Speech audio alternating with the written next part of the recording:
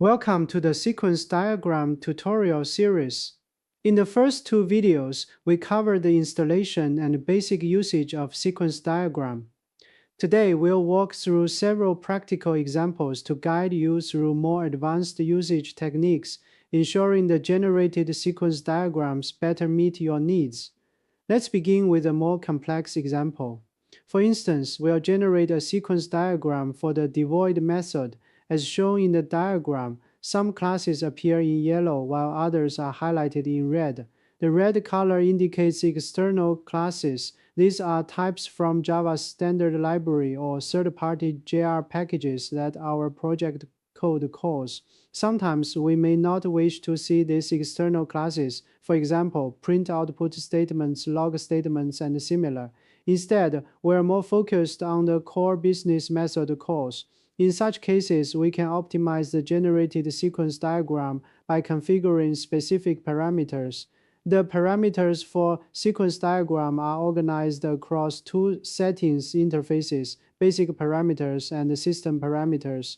Click the Settings button in the Tool Windows sidebar of sequence diagram to open the Basic Parameters window.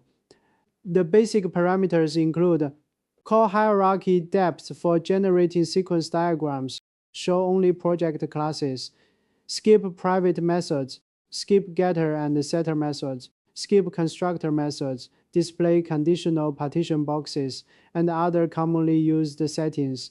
If you wish to configure more advanced parameters, click the settings icon in the bottom left corner to open the System Parameters interface. In the System Parameters interface, you can configure visual display options such as color, font, anti-aliasing, call arrows, shadows, sequence numbers, simple method names, lambda invocations, smart interface options, and more. You can also assign color labels to specific types and set exclusion rules to prevent certain classes from appearing in the sequence diagram. Let's use a practical example to see what the basic parameters do. For instance, let's show only project classes. Open the settings, select the Display Only Project Classes option and confirm. Remember to click Regenerate Sequence Diagram after making adjustments. Try restoring the display of all classes. Next, let's test the Skip Constructor Methods option. Also restore the settings to their original state. Please note, after each adjustment to the settings, you need to regenerate the sequence diagram.